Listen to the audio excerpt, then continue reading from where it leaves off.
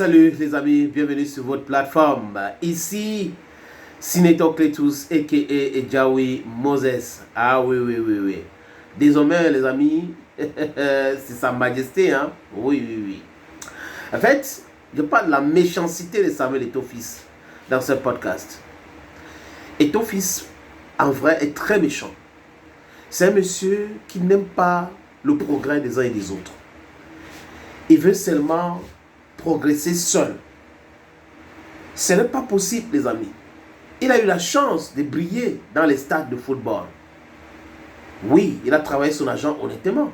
Mais si les autres veulent travailler leur argent en mettant l'honnêteté de côté, je vais être modeste, je ne veux pas parler de la corruption, les amis. Pourquoi est-ce que lui s'oppose? L'argent de football appartient au président des clubs. Ce sont les présidents des clubs qui ont dit que l'argent de football, c'est l'argent. Les joueurs n'ont pas le droit d'avoir même des salaires. Eto'o est méchant. Comment il peut venir prendre l'argent des présidents des clubs? Il impose aux présidents des clubs de donner ça aux joueurs. Que les joueurs ont fait quoi? Les joueurs, bon, les amis, vraiment, les joueurs font quoi? C'est les présidents des clubs. Les présidents des clubs jouent. Les présidents des clubs ramassent le ballon. Les présidents des clubs, franchement, ils font tout. Les joueurs sont seulement là pour les assister.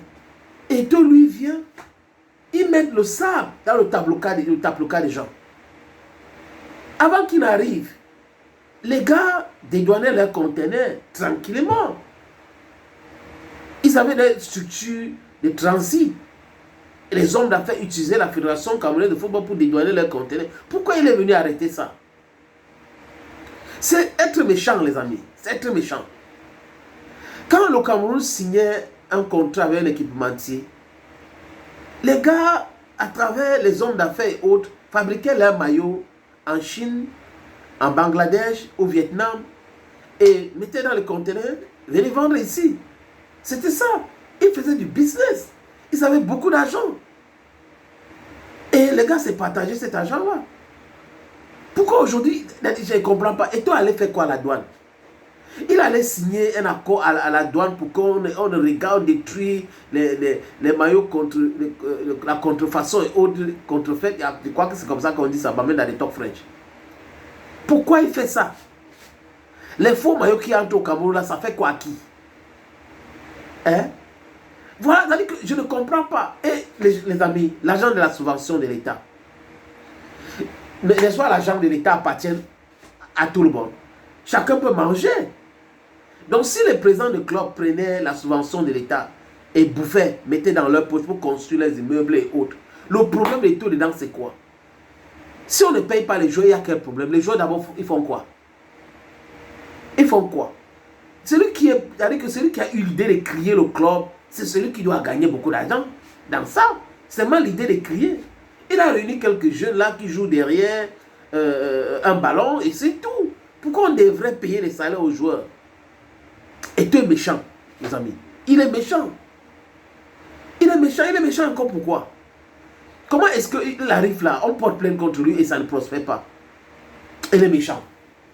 Le gars là, il est méchant. Il est très méchant. C'est pas possible.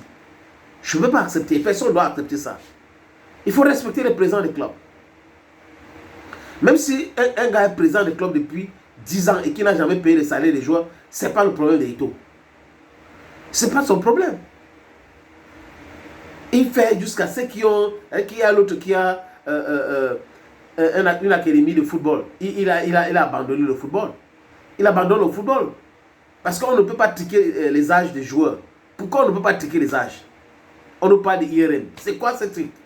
Pourquoi il nous amène toutes ces choses-là? On ne peut pas triquer. On ne peut pas vendre les joueurs en triquant les âges et les noms. Pourquoi?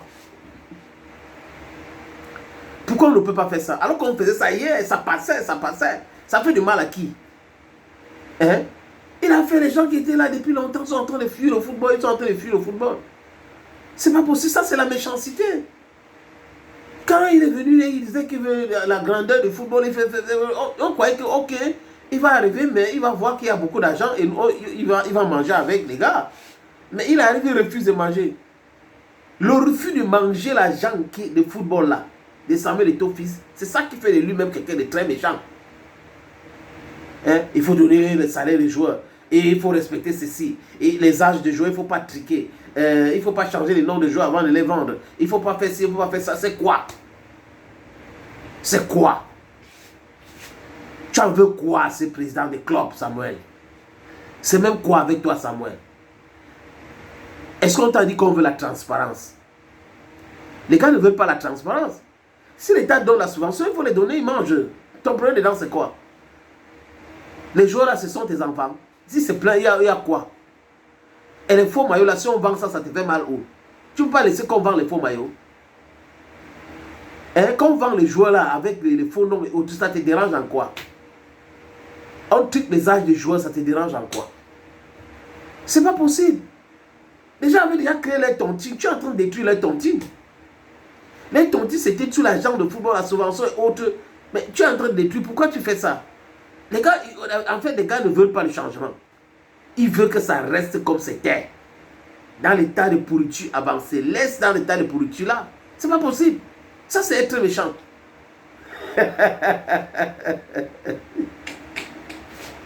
J'espère que vous n'avez pas pris au sérieux, les amis. En fait, je suis en train de me moquer des gens qui ont pensé que ça devait être très facile de convaincre Samuel Eto'o fils d'entrer dans leur mangeoire. Ils ont pensé que business as usual. Donc, il va entrer après les réalités de la gestion du football, c'est autre chose. Ce n'est pas le bavardage là. Mais la réalité les rattrape. Ils sont en difficulté aujourd'hui. Ils sont en train de fuir. Hein. Regardez très bien. Les présidents de clubs qui vocifèrent là ont déjà fui le football. La plupart sont déjà partis. Ils ont pensé qu'à un moment donné, ils pouvaient prospérer dans le faux parce que c'était un politicien. Ils disaient oui, on va vous aider à faire tomber et tout. Comme ça n'a pas marché et que les gars continuent à perdre le temps et de l'argent, ben, certains ont décidé de déposer les armes. Oui, parce que vous dépensez beaucoup pour rien. Vous dépensez et on vous promet des choses et ça n'arrive pas. La seule chose que le président intelligent devrait faire, c'est de suivre le changement et de changer. C'est de ça qu'il est question. La modernisation du football aujourd'hui, c'est comme ça, non, Bamenda. La modernisation du football aujourd'hui, ça va créer des dégâts. Parce qu'il y a des gens qui ne savent pas allumer l'ordinateur. Il y a des gens qui adorent toucher du cash. Donc du coup, quand on commence à les expliquer que non, il n'y aura pas ça, il n'y aura pas ci, c'est normal que les gens entrent en confrontation, les gens en opposition, dans l'opposition directement. Mais la réalité, c'est que c'est ça, la nouvelle donne là. C'est ça qui va les aider. C'est ça qui va aider ceux qui veulent investir dans le football. Les présidents de clubs, c'est plein, ou certains présidents de clubs, une minorité, une infime minorité, c'est plein. Et les joueurs sont contents. Allez comprendre, les amis. Thank you, friend.